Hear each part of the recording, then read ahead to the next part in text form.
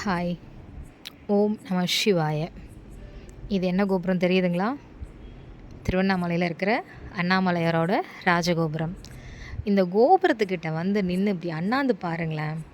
அந்த அண்ணாந்து பார்க்கும்போது அவ்வளோ ஒரு சந்தோஷமாக, அவ்வளோ ஒரு நிம்மதியாக மனசுக்கு ரொம்ப அழகான ஒரு இடம் அண்ணாமலையார் கோவில். இங்கே அருணகிரிநாதர் முருகரை நினச்சி தவம் இருந்து அவரை நேரில் பார்த்த ஸ்தலம் இங்கே உள்ளே இருக்குது. அண்ணாமலையார் வந்து தனி சிறப்புங்க. நினைத்தாலே முக்தி தரும் அண்ணாமலை, திருவண்ணாமலை சொல்லுவாங்க இல்லைங்களா? கிரிவலம் போக முடியாதவங்க இப்போ நம்ம பார்த்துட்ருக்கிறது அண்ணாமலையாரோட பாதம்.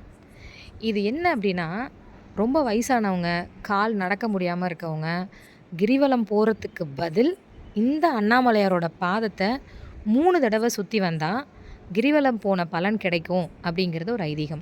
இந்த மரம் பாருங்கள், அரச மரமும் வில்வ மரமும் ஒன்றா இணைஞ்சி கீழேருந்து மேலே வரைக்கும் போய் மேலே தனித்தனியாக இருக்கும்.